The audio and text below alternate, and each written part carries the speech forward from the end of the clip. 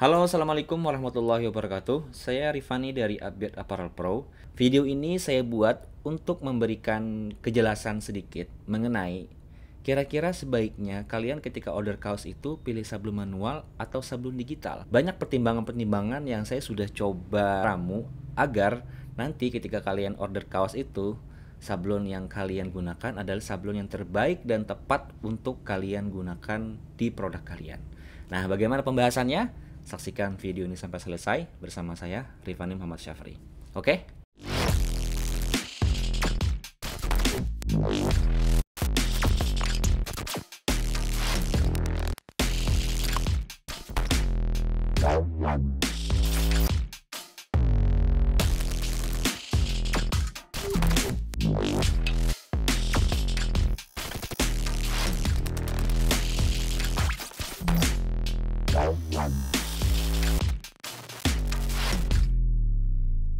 Oke teman-teman, berbicara mengenai sablon manual dan sablon digital, mungkin kalian juga pernah mendengar ya, ada yang bilang sablon digital itu datang untuk menggantikan sablon manual. Padahal teman-teman sebenarnya sablon manual itu sudah sejak ribuan tahun yang lalu tuh udah ada dari zaman dinasti di Cina lah ya.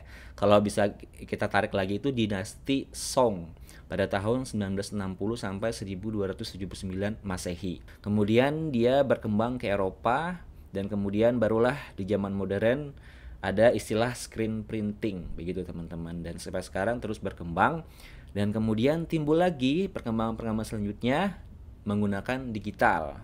Ya kalau saya sendiri sih mengenal sablon digital ini sekitar 10-an tahun terakhir lah ya. Saya kurang tahu juga sebenarnya tepatnya itu sablon digital itu kapan adanya mulai ya. Cuman kalau saya sendiri mengenal dari tahun 2010-an.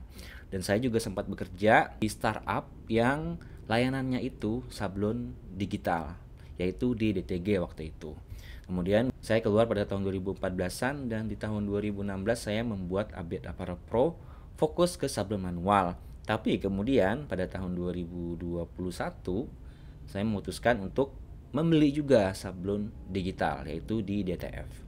Nah, dari perjalanan ini kemudian saya juga mulai mengerti ternyata pada perjalanannya sablon manual dan sablon digital itu ternyata tidak bisa dipisahkan teman-teman. Karena kehadiran sablon digital itu adalah sebagai pelengkap dari sablon manual. Nah sekarang saya sudah mencoba merangkumkan juga nih teman-teman. Sebenarnya kapan sih kalian harus menggunakan sablon manual itu dan kapan kalian harus menggunakan sablon digital? Apa-apa aja pertimbangan yang mempengaruhi kita ketika order kaos itu ke sebuah vendor untuk menggunakan atau memilih sablon ini yang paling tepat untuk saya. Nah, saya sudah membagi ada 3 alasan atau 3 pilar yang menjadi pertimbangan ketika produksi menggunakan sablon manual atau digital. Yang pertama adalah waktu dan quantity. Kira-kira nih, kaos yang kalian butuhkan itu buat dipakai kapan? Misalnya harus hari ini juga, maka sablon yang paling tepat adalah sablon digital. Karena bisa dilakukan waktu itu juga. Tapi kalau misalnya kalian punya waktu yang lama, misalnya 1 minggu atau 2 minggu, dan kuantitinya bisa mengikuti sablon manual, misalnya 1 lusin atau 2 lusin, maka pilihlah sablon manual kalau bisa mengikuti waktu dan kuantiti yang tepat. Jadi antara waktu dan quantity ini saling mengikat ya teman-teman. Jadi memang kalau ini kalian konsultasikan aja, kalian butuhnya kapan dan kuantitinya berapa piece. Kalau masih bisa manual, ya silahkan manual. Tapi kalau misalnya ternyata harus cepat-cepat, berarti harus di digital, udah pasti. Itu dari segi waktu dan quantity. Kemudian faktor yang kedua adalah biaya produksi. Nah, ada perbedaan untuk biaya produksi di sablon manual dan sablon digital. Untuk sablon manual itu, biasanya biaya produksi itu dihitung dari berapa banyak warna sablon yang kita inginkan. Misalnya kalau ada 8 warna, karena butuh 8 screen, maka hitungannya pun per warna. Tapi kalau sablon digital, mau sablonnya itu 1 juta warna pun di komposisi warna nggak masalah. Karena memang sablon digital cuma ngeprint aja, dia tidak ada proses untuk setting film kan. Jadi memang sablon digital unggul di segi warna, bisa berapapun gitu. Tapi kemudian teman-teman, sablon digital itu dihitung dari ukurannya. Biasanya ya, ada ukuran 10x10, ukuran A5, A4, dan A3. Kalau sablonnya masih ukurannya misalnya 10x10 cm, misalnya taruhnya harganya 10.000 sablon digital ya kalian bisa pakai sablon digital. Tapi kalau misalnya ukurannya udah A3, misalnya harganya 35.000. Nah, maka kalian pertimbangkan nih, kira-kira warnanya banyak nggak? Kalau warnanya cuma misalnya 2-3 warna, bisa jadi A3 itu lebih murah sablon manual, teman-teman. Tapi lagi-lagi harus sesuai dengan minimal quantity sablon manual. Jadi, di segi biaya ini bisa dipertimbangkan juga, mau manual atau digital. Kemudian lanjut kita kepada pertimbangan yang ketiga adalah di hasil produksi. Sablon manual itu memiliki kelebihan, dia bisa bervariasi dari segi pemilihan tinta. Bisa tinta yang water based seperti rubber atau super white, atau misalnya oil based seperti plastisol. Dan dari dua tinta ini kemudian kalian bisa lagi custom lagi. Misalnya kalian pengen hasil sablonnya agak kasar di plastisol, berarti bisa tanpa press. Kemudian pengen hasilnya lembut, bisa di plastisol juga. Bahkan untuk special effect pun sablon manual lebih gampang, yaitu misalnya glow in the dark, kemudian misalnya ada glitter, atau misalnya pengen sablon yang semi HD, itu lebih gampang diaplikasikan di sablon manual. Karena dari segi alat, penambahan-penambahan special effect itu di sablon manual itu lebih gampang daripada di sablon digital.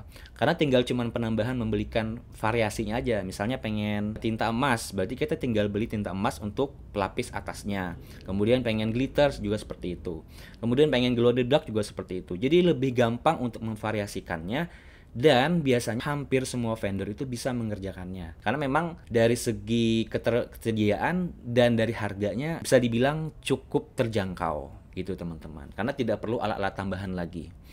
Namun kalau berbicara di sablon digital itu agak terbatas teman-teman. Hasil sablonnya itu biasanya kalau di TG seperti itu aja hasilnya. Kemudian DTF tuh ya seperti itu aja. Kemudian Sublime tuh ya kayak gitu aja. Jadi memang hasil sablonnya tuh ya seperti itu aja gitu. Paling kalaupun misalnya ada tuh yang DTF tuh sekarang yang bisa tinta flow. Cuman ya lagi-lagi mesinnya harus dimodifikasi terlebih dahulu dengan biaya-biaya tertentu dan tidak mesti juga sering digunakan kan. Jadi memang tidak semua juga menyediakan itu. Bahkan ya sekarang tidak semuanya mempunyai alat yang lengkap kan. Punya DTG, DTF, pengennya Sublime. Jadi memang agak sedikit keterbatasan di situ karena alatnya semuanya dengan harga yang lumayan fantastis teman-teman.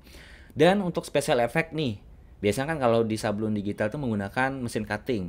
Berarti otomatis kita harus membeli mesin yang berbeda lagi untuk vendornya kan. Makanya jadi tidak semua vendor itu bisa menyediakan itu di menu mereka ketika produksi. Biaya dasar produksinya lebih banyak, mesin-mesinnya lebih mahal. Tapi kalau sablon manual, mesin-mesinnya lebih murah secara produksi. Tapi lagi-lagi ini adalah hasil sablon. Jadi tergantung customer, dia sukanya yang mana nih gitu teman-teman. Kemudian kita pertimbangan lagi di hasil sablon di gradasi teman-teman.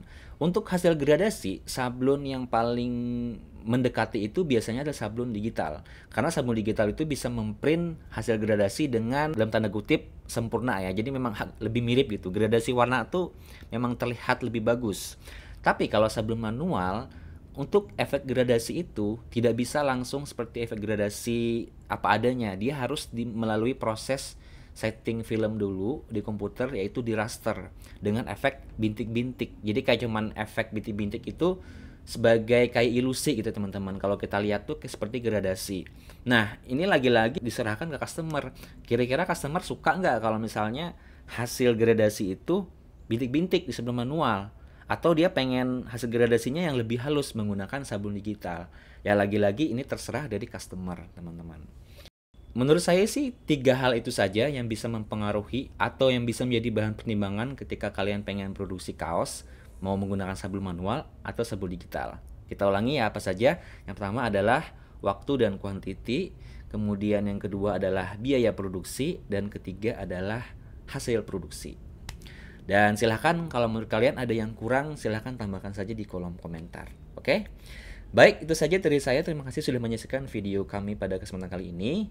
Jangan lupa untuk subscribe dan like dan komen video ini agar saya lebih semangat lagi membuat konten tentang edukasi di dunia sablon manual dan sablon digital atau dunia clothing pada umumnya. Saya Ripani, saya pamit. Salam jahit, salam gesut. Wassalamualaikum.